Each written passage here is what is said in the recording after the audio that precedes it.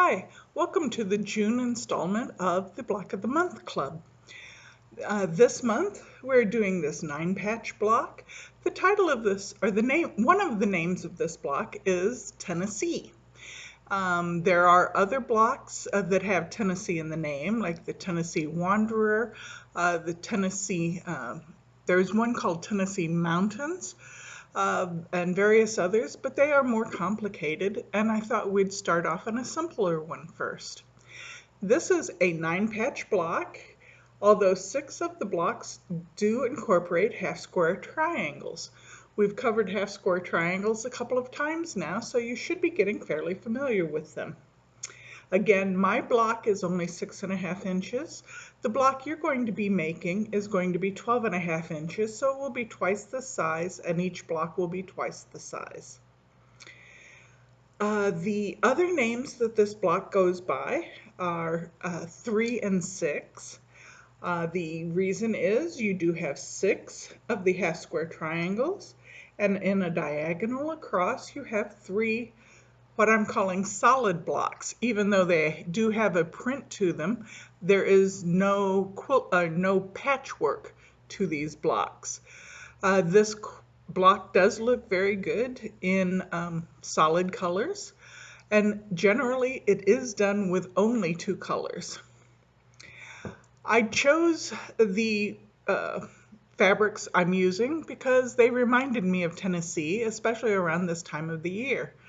I think of the flower patches as being reminiscent of the valleys and the fields that I see when I'm out and about or traveling. And the blue, or the bluish green, or actually it is very darkish green with a hint of black, if you can see the detail, remind me very much of the Smoky Mountains that are in the background of most of the views I see. The reason this block is coming to you a little bit late is I did just return from vacation, and traveling back to Tennessee and seeing the flowers and the mountains did make me feel like I was being welcomed home. The instructions for this block are all going to be ready for you, and I have begun the layout ideas. If you are doing multiple blocks, each of these are an example of 4 of the blocks put together.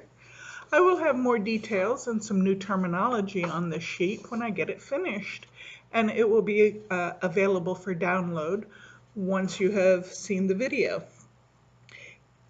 The technique in using these is to work across in a row, and my instructions will start in this corner.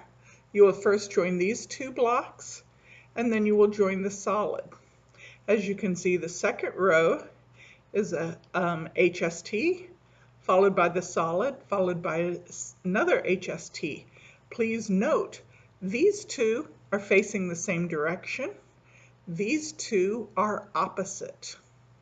The third row is kind of a mirror image almost of the top row. You will do a solid and 1 half-square triangle and then add a second. And these 2 are also facing the same way.